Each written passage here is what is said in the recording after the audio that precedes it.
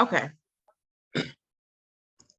All right, then. So the way that I do interviews, I want you to tell me first off what made you become an entrepreneur. Okay. Um, the reason that I came from an entrepreneur is because I come from an entrepreneurial family, and I really do feel like it can be in the blood sometimes. And so because I'm from a family of entrepreneurs, it was really not a surprise that I became an entrepreneur. I started really young with selling pictures from my grandmother's porch. I like to paint, and I got some paint and some papers, and I sold pictures that I painted to the people in the neighborhood until someone told my grandma I was out there selling Okay. paintings in front of her home. And then I was like, okay, this was fun and it worked, but maybe I need to go legit. So I learned how to face paint. And then I face painted other kids for money at vacation Bible school events in the summertime. And so then I Okay. was like, okay, we got a little business going here. And that was really when I realized that you can kind of take so-called nothing, which would what we actually call like talent or creativity, and like make something, and Hmm. people will pay you for it. Okay. And so that was my first taste of into entrepreneurship. And what age were you? At that age, I was about 11, 12 when I started the face painting for churches. Okay. All right.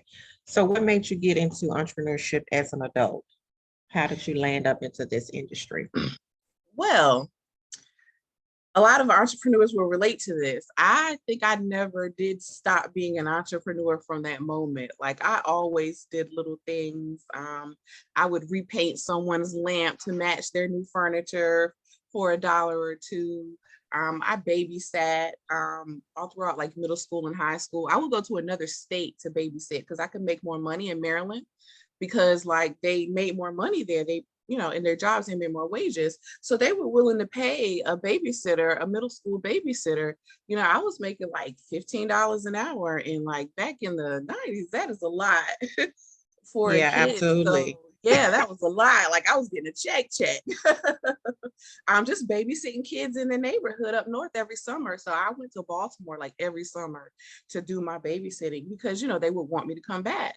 Hmm. Also down south, we got out of school earlier than they did in the north. So I would be like done with school and like just ready to rock and roll by the time they got out of school. So that was kind of my thing. And so when I got to college, I liked my side hustle money, and I was like, well, what could I do? So I started working with the local guys who thought they were rappers, at Hmm. college, making them flyers, helping them book shows. So like I kept the entrepreneurship thing going. And I also went to a trade school, cosmetology school, while I was in high school. So before I graduated high school, I was a licensed cosmetologist. So I was like doing prom hair, in high school, and even in college, I was doing, homecoming hair in my dorm. So I was a licensed Mm. cosmetologist, taking the money and going to get my own hair done. And even like after college and moving into like the corporate world and the nonprofit world, full time, I always had, a little deli that I was doing some marketing work for, or some PR that I was doing for an author. So I really never stopped becoming an entrepreneur. I just started working corporate as an Okay. entrepreneur. Okay. So tell me about your publicity business, how you got started into that. Yes. So when I was in college, I initially went as a biology major with a pre-med track. I was really good in science in school. I'm the kind of person who needs to know why to understand like what is. So I was like, science would be perfect for me. But I was not strong in math. And science in college is a lot of math. And I was like, all right, this is not for me. What else can I do? And so there was a brand new major called Integrated Marketing Communication at the university. And I was like, oh, let me check this out. Not a lot of people are in this, surely, because it's new. And it was a combination of marketing, promotions, advertising, art, photography, 3D design, radio, TV. I was like, this sounds like it might be fun, because I Okay. already kind of did like a little marketing. I made flyers for people who painted. I was like, I'll check this out. Mm-hmm. So I changed over to that major. I made like a best friend that first semester of college. She was not enjoying what she was doing either in her major. So we both switched to that major together. Mm-hmm. And I loved it so much. Like all of my natural skill sets just came out. And I just really like easily excelled in like everything that I did. And I was like, all right, this seems like some God work or some purpose work. Like this is my lane. So I stuck with it and ended up getting an internship in radio. There was a new hip hop radio station in Charlotte, North Carolina. And I was like, surely they don't have any interns, they just got on the radio. But what I didn't know is they didn't have a program at all. And they were like, hey, we like you. We had a lot of tenacity just to barge in here and Mm-hmm. demand the first internship. We don't even have a program. They said, hey, if you can work with your college to do all the paperwork and whatever, we'll do it. And if you can get the internship program like running here, then sure. Let's Okay. go. And So of that course was I did. I was more than happy to do that. now what school? Winthrop University in Rock Hill, South Carolina. Say that one more time. Winthrop, Winthrop. Okay. Winthrop University in Rock Hill, South Carolina. Okay.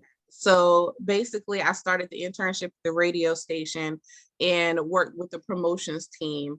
And I did a lot of different promotions, marketing, all different kinds of things. But I found that I loved so much when celebrities came into town. Mm-hmm. And my job was to kind of, cart them around, make sure that they were good, go from place to place. I really thrived in that. And the Mm. reason that I thrived in that part and did well in that area relating with the celebrities is because I have an uncle who's in the Rock and Roll Hall of Fame. So I grew up with a celebrity in my family. And so it was kind of normalized. Mm-hmm. I knew how to act. There's a certain way you act around celebrities and things you do and you don't do. And I knew how to act. Because Okay. of that, I grew up kind of in that. It wasn't a big deal when I was a kid because, it was my life. I just really didn't know. But I Mm-hmm. really excelled in that part. And then that's when I thought, I really enjoyed the media parts of, being around my uncle. When he was performing, the reporters, the journalists, the publicists, and I was like, maybe I'll try that route. And so that is the area that I focused in.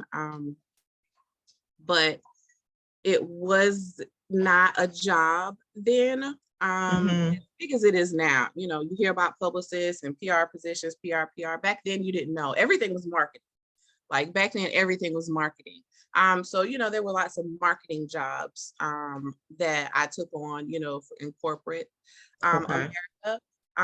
But then I got my first actual like PR specific job, and it was in nonprofit.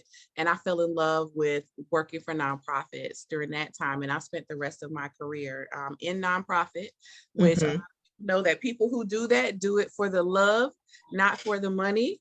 But I had my side hustle, my entrepreneur thing going. And that's how, I kind of supplemented my income in my life while Mm-hmm. I spent 20 years working for nonprofits. Okay. So the business that you have right now, is it your because I think you do two things. So which one do you want to focus on for the article, the publicity side? Yes, but it ties back to the modern noir thing too. Okay.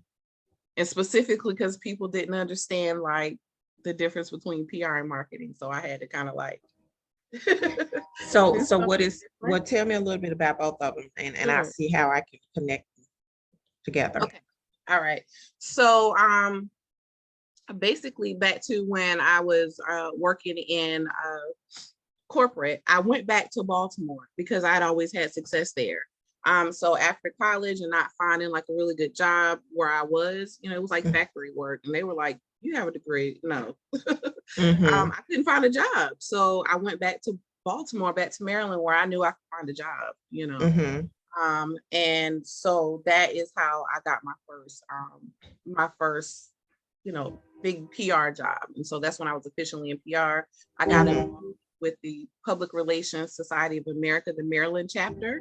Okay. So that gave me like a lot of visibility, panels on the conference, helping plan things, That's when I realized that with being in PR, you Mhm. weren't just where you worked, you were like your own reputation. So you could go from place to place and take like your name and your connections with you and like do fine. But I always had my little side PR hustle as well, my side marketing, and I work with businesses and entrepreneurs like in the area. So if someone was running for office, they would, work with me as a local person to help them put together like a PR campaign and do those things. So that's why I got the love for working for like local businesses, Okay. because it normalized them to me like these are actually people paying rent, paying people, like trying to work it out. And I really had a passion for that because I grew up with entrepreneurs and close to it. And so that was during that time, that was something I said I'll always do, like no matter where I work, no matter how much I make, I'm always going to make time for, to help the entrepreneurs in my neighborhood and my community around me, like in my village. I feel like that is my God purpose. That's what I'm here for. Wherever Okay. my village is, I'm supposed to keep the merchants together and run it. That's Okay. what I'm supposed to do. And so I made a commitment to do that no matter where I went. So when I moved to Tennessee after being 10 years in Maryland, like it was the first thing that I knew how to do, that I knew that I was going to do, was like, hey, I'm in a new place. Nobody knows me. Well, I know, that there's businesses that need help. I'm going to set up shop. Okay. And that's kind of what I did. I started doing like little contract work and freelance things here and there. And then I started working full time, which was the whole thing. I usually do work full time and, do the entrepreneurship on the side. So I started working full time and still doing the entrepreneurship thing. And I started the Rutherford County Black Business Network in 2018. After being here for 7 years, starting to get to know people, get my feet wet, like working little jobs. So by then I was like really plugged in to the local business community, specifically the local Black business community or the minority business community, are the people that I work with the most, that I have a passion for. And so by then, like the demand for me was crazy. And I was like, it was hard to resist. Mhm. When you're demand, you like, listen, I want to be there for the work that gives me so much joy, the work that, is my purpose work. I think most of us are trying to find their purpose work. And Mhm. it's really hard. So when you do, you like, do I run? Do I let go of everything? So I was really in a struggle place where I was like, I really could leave my job and probably be fine, but that's scary. And I was working part-time nonprofit, not making a lot of money, but the job was kind of fun, but it had its stressors. And I had Mhm. a very young baby. Then at the time, my littlest one was like probably a year by then, but he was 3 months when I started working. And it Mhm. just started not to make sense anymore. So I decided to resign and jump into entrepreneurship full time. That was around 2019 that I went ahead and like made the leap. And I've been pretty much full time ever since. I will Okay. tell the truth because a lot of people don't like to. There's Mhm. this scary times, where I'm like, I'm going back to work, and Yeah. did, for some months or a year. But that entrepreneurship and that calling on your life is so great. Like, that's how you know when when it can't leave you alone. Like it's the thing that's just supposed to be doing.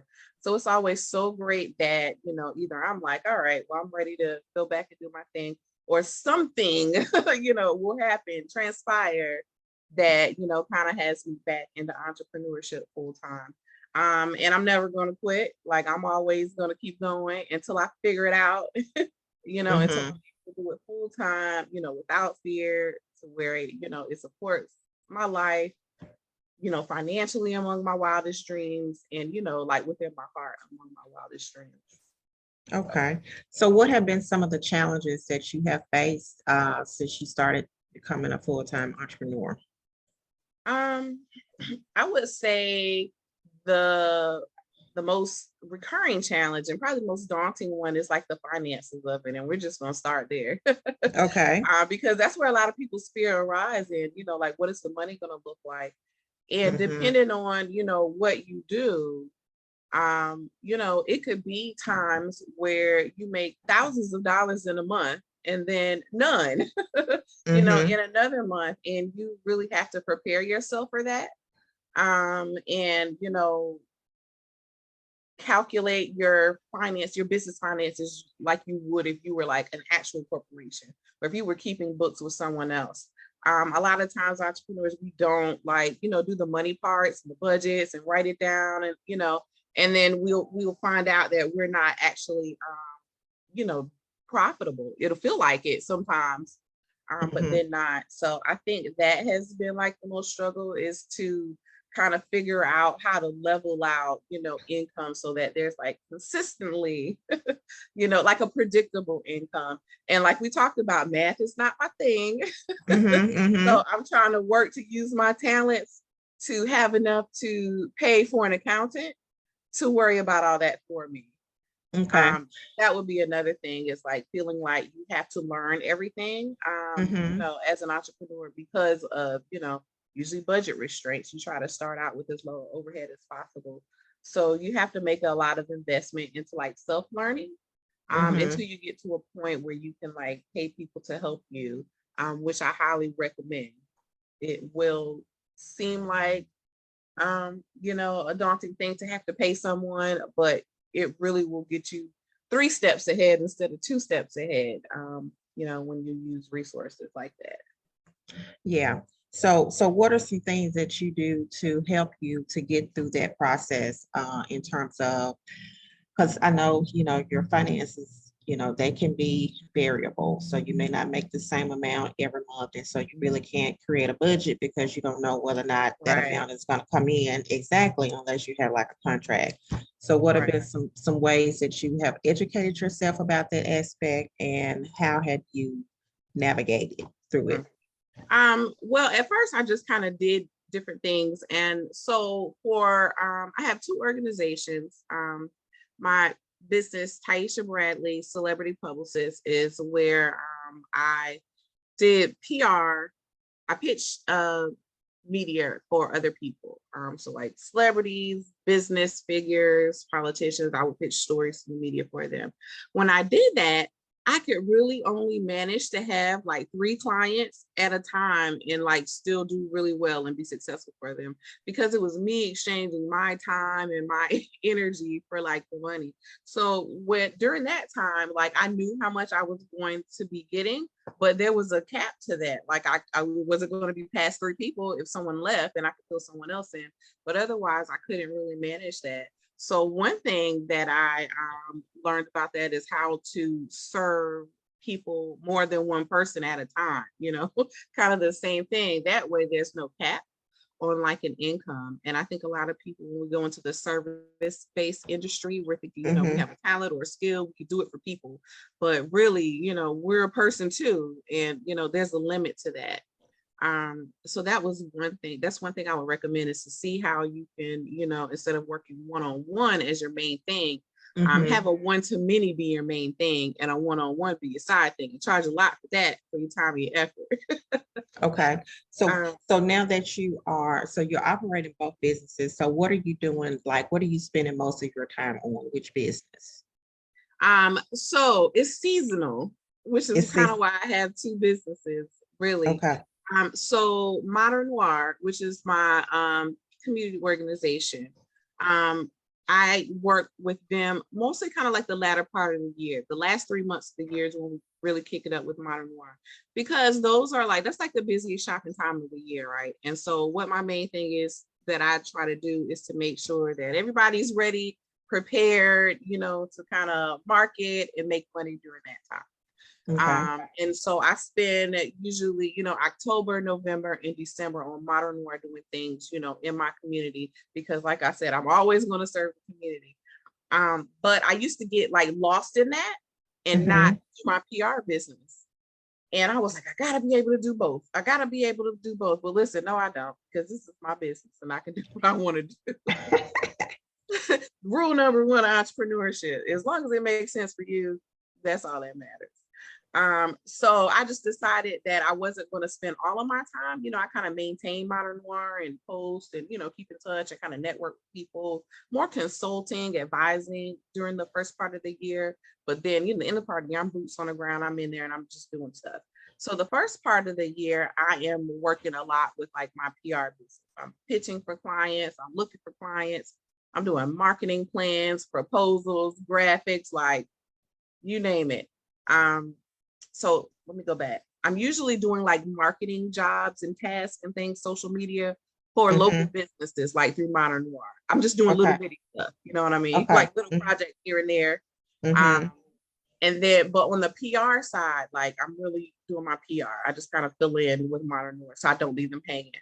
Okay. I'm doing my PR. Normally, I'm pitching for media. So, like, I'll have a client who, just has a book coming out. And so I'm trying to get articles, stories about the books, placements. I'm trying to get the books listed in lists, like top 10 books for women entrepreneurs. I'm trying to get my clients booking that.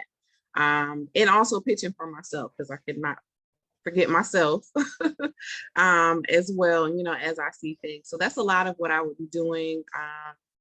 Creating press releases, creating graphics that go along with articles. Okay.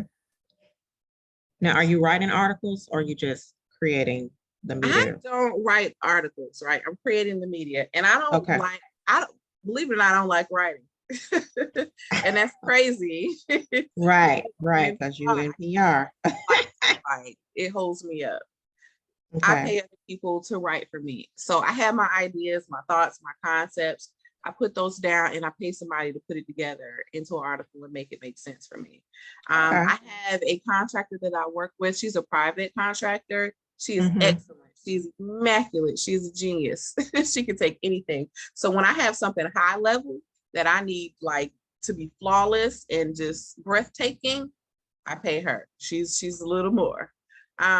But if I have something like a press release that I just need to put together and I'm busy and I don't want to get bogged down into that, because a press release is like entry level kind of PR stuff. Like I should have an assistant that does that, but I don't. So I will go to like Fiverr, Fivver, and get a gig worker to whip me one up for like between $5 and $10, right? Okay. Gotcha. Those places can be really hit or miss, but I've been using Fiverr since they started opening.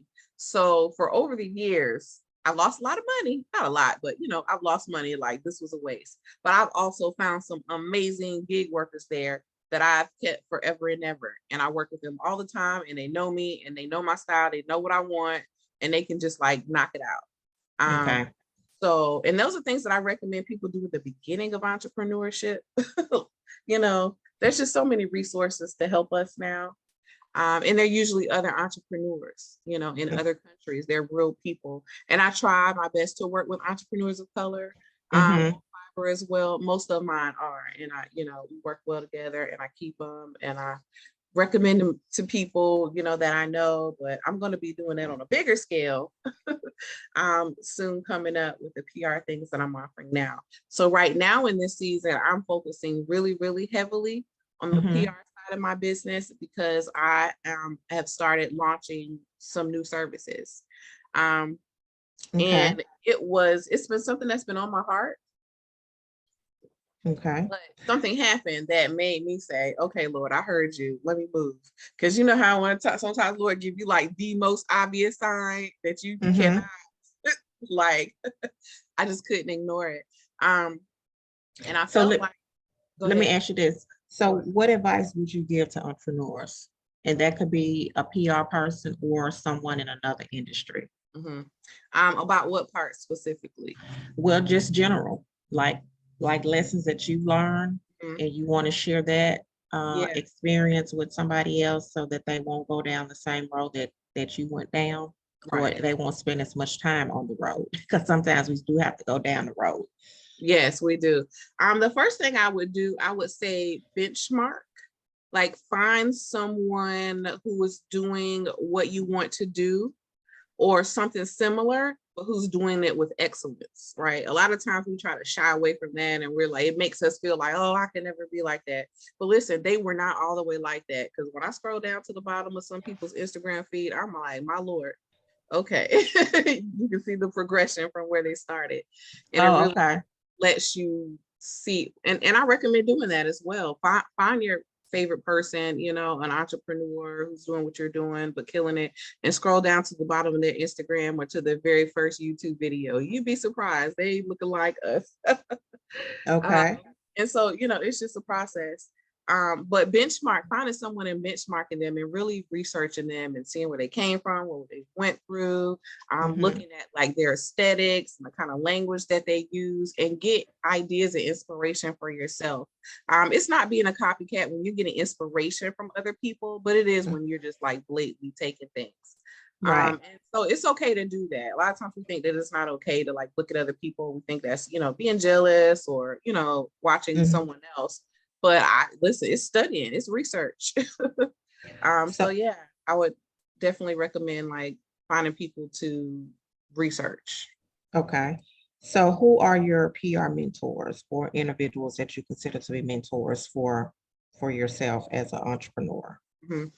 I would say my first would be Selena Sue. That's Selenasoo. Selena Sue is the first publicist that I saw on like online that had figured out how to stop doing the service thing, pitching for people and having like a program and a community, you know what I mean? And like everybody was going crazy over it. And I'm like, okay, this is like what I'm trying to do.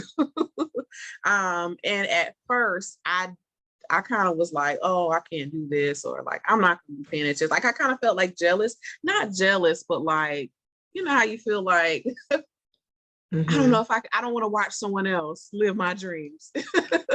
That kind of thing. And so I just kind of didn't watch her or follow her journey at first. But then I'm like, that is so crazy. Like, you know, when I couldn't think of what I wanted to do or how I wanted to package my skills, I said, you know what, that's crazy. Let me pay attention closely. So, you know, follow her on social media, watch videos, listen to interviews.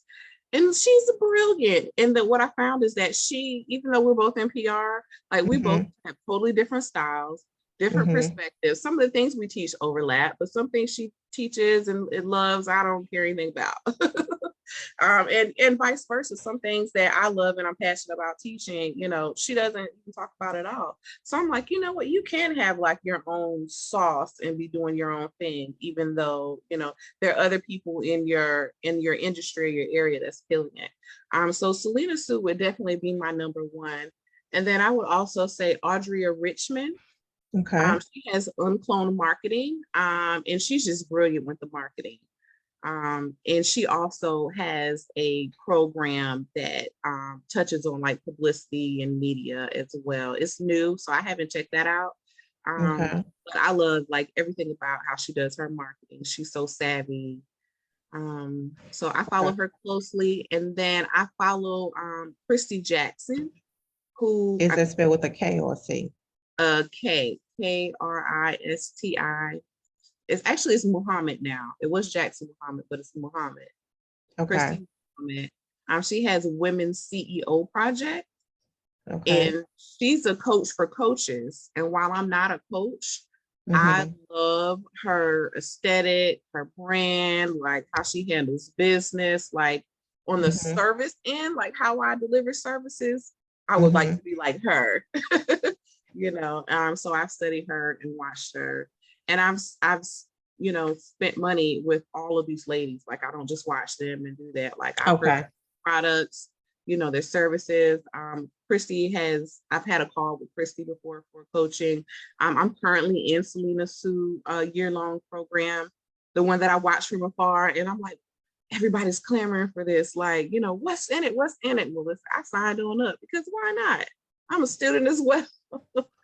And they said it's appropriate for other publicists. So, you know, actually not just watching, but really getting in and exploring their services and their client processes and, you know, how they Okay. treat people and talk to people. All those things were very helpful in Mm-hmm. me like refining my services, because if you don't know what's going on in the inside, like how do you know? Like Mm-hmm. people are paying $10,000 to do a program, and I'm like, I don't understand why when I can't sell a $27 course, but I have no idea what's going on in there. Right. So every So, now and then you might not do the 10,000, but you might could do 1,000 and go see what's going on in there. So investing in yourself as well. okay, investing. I like that. So let me ask you one final question. How do you get inspiration and motivation to keep going? Lord, listen, you asked a hard question last, right? Um, so there's a couple things that I do. Um, but first and foremost, I would like to say that inspiration doesn't like motivate me. Action Okay. motivates me.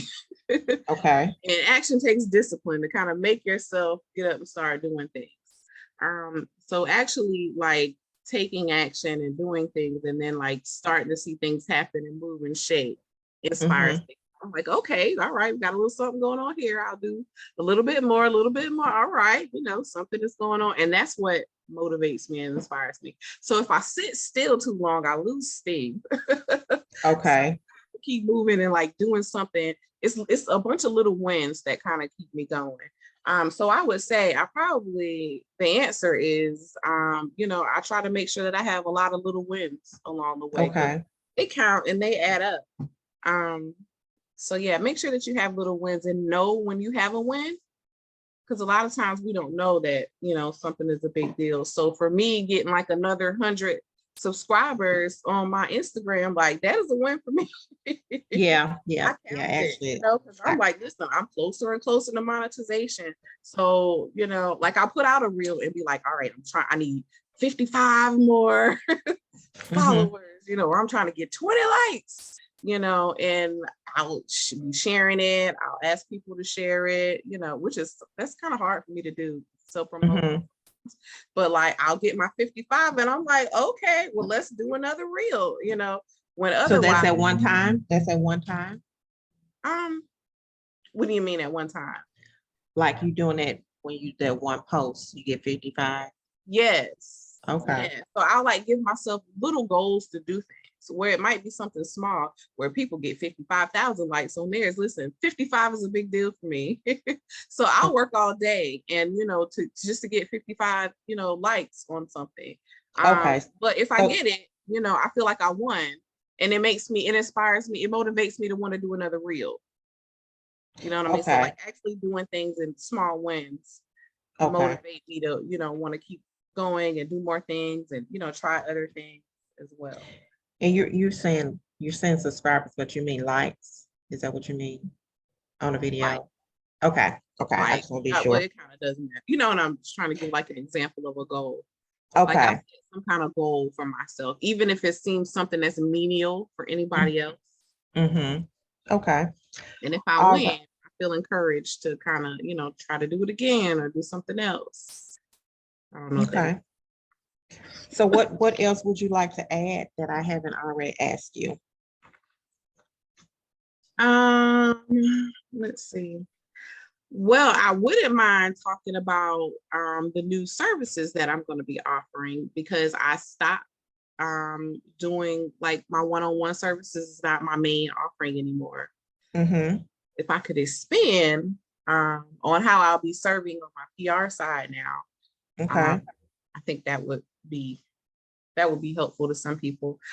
So what I learned is that the overall this time that I was trying to put together like a signature package kind of thing, and I never could figure out like what I wanted to do and what I wanted to make sense. So I started just kind of doing research and studying. And Mm-hmm. I found, well, I already knew her, but Ashley Kirkwood, she is the founder of this program called Speak Your Way to Cash. And she is immaculate with helping people get a public speaking business. Well, Mm-hmm. make money speaking. And that's something that I want to do too, kind of as a side thing. But what she recommended people do to be able to create a signature talk was to create a signature method or a signature plan. You know, it goes about a lot of different things. So I was like, you know, that maybe that would make sense for me. And so I came up with my signature method called the mediagenic map. And so Okay. mediagenic means like, you know, like photogenic, but appealing to the media. Like the media thinks you're an attractive subject. And that's like a Okay. thing. I never knew that there was like an actual word for it. Oh, it is. Okay. Yeah, it's an actual word, mediagenic, like, you know, the media, you know, a subject that the media loves. Like the person is personable, they're funny, they're well spoken, they look nice, bright colors, camera ready. Like the media Okay. really does look for people like that. And so it was a name for it. So I said, all right, I like mediagenic, I'm keeping that. And then I created the MAP, MAP, and I made a system of monetize, attract, and publicize. And the first reason that I chose monetize first Mm-hmm. is because like the first thing that people worry about in entrepreneurship, you know, and having things is the money. Like if it doesn't make dollars, it doesn't make sense. So I'm like, let me address the money thing like in the beginning. And so I have a system where I'm teaching people how to do affiliate marketing because it's something that I've always done, but never thought that, you know, other people would be like super interested in it or, you know, at the Mm-hmm. time it wasn't cool, it wasn't sexy. People didn't even trust it. They thought it was like ML. I'm like, well, then never mind. Okay. So affiliate marketing is something I'm going to be teaching now, teaching people how to monetize their messages so that immediately before you even start learning the PR stuff, you can start to make money doing what you're already doing, you know, Okay. and have that going. And so then the A is attraction, which is really like audience attraction, you know, Mm-hmm. and you know, a lot of PR is persuasion, attraction, you know. The circus was like the first thing publicity came for the circus, you know, where they just the audience attraction, step right up, there's this, there's that. You know, how to translate that into your business so that you automatically like attract audiences. And those audiences can be, you know, customers, clients, the media, investors. Who do you want to be paying attention to you? So I'm going to be teaching audience attraction. And then the publicize is publicizing stories. The main thing people say that they don't pitch their business to pitch stories is because they don't know what to pitch. Listen, if you're already running the business and you're successful and you're still going, all you have to do is pitch the stories about what you're doing, what's happening. It could be about you, it could be about the business, it could be about your customer. Like there's, as long as you're in business and doing business, there's always like a story behind it. So for the publicize, I'm focusing on helping people not only tell their stories, but identify where their stories are and actually tell them to the media. So I've offered a suite of services that is Okay. going to deliver all of those principles to people. The Okay. first thing that's rolled out is celebrity gifting. And Mm-hmm. I'm working with another publicist out of LA, and she does celebrity gifting suites. So this is mostly for product providers, businesses Mm-hmm. like brands. You know, when you're trying to get your brands in the hands of like celebrities, influencers, and media, this is like a very direct way that you can do that is by having your products and your services in the gifting suites. So there's one service where you could just have, you know, we'll just put your stuff in a gift bag, put your name on it, you know, if Mm-hmm. they take a picture with it, good. If they don't, we didn't promise that. But the rest of the packages you can actually attend and be there, and you can meet and greet the celebrities, you can meet and greet the media, talk about your brands, your products, take pictures with people. And I think that access is, you know, a big gatekeeper of helping a lot of people get to the next level. So I want to give people more access to things like that. And Okay. so celebrity gifting is one, and that can be all different kinds of ways. I have lots of different kinds of ways that people can get celebrity endorsements, but I rolled out with the gifting right away. Right Okay. now, we have 2 NFL gifting lounges. The next one coming up will be a gifting lounge for the Oscars. That's Okay. in March. I'm excited about that because that's real fancy. Um, and then after that is the Kids Choice Awards, Nickelodeon. So we'll be doing the Kids Choice Awards. So any kind of like brands that, you know, target children and teens, that's going to be a great opportunity. And then there's one after that that is like an influencer one for like influencers, bloggers, Instagrammers. That's like a health and fitness one. So that'll be cute too. And so Okay. basically the way that works is this is a pay to play because, you know, not only do I have a master's degree in PR, but it's also in advertising. And this Mm-hmm. is like advertising opportunity. PR is publicity is free. You don't pay to play for publicity, but you do for advertising. So this is a Right. way that I'm offering advertising. So people pay their fee Mm-hmm. to participate, and you come, you set up a booth, and it's a lot like an expo.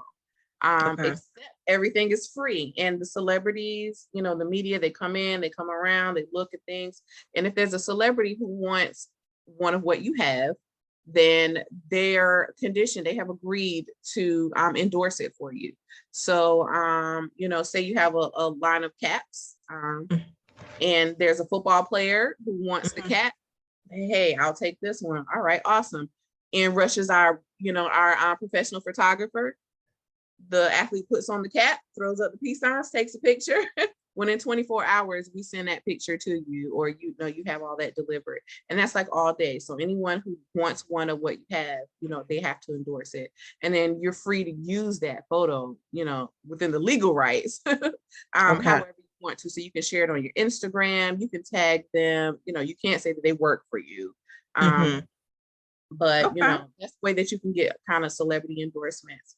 And then so for February, I'm rolling out what I'm calling publicity leads. And everybody who knows me knows that they'll get an email from me every now and then. I'm like, hey, Essence Magazine is looking for somebody who blah blah blah blah. And I immediately thought of you. Here's the information, send it, let me know how it goes. Okay. And Okay. so either they're like, okay, hold up, this sounds great, but walk me through it. Or either they're like, what? I don't know what to do. Like, I'm not ready for this kind of thing. So I'm like, all right. But I love to do that. I love being a resource to the media, you know, Okay. finding people for them because then they like me a lot. Okay. um, Building those relationships. right. So, I'm doing this in an organized way now, though. okay. I'm doing it in Okay. an organized way. And there'll be a platform called Publicity Leads. And that's where I'm going to post them. And I'll post them. I'm posting award leads so you can nominate yourself or your team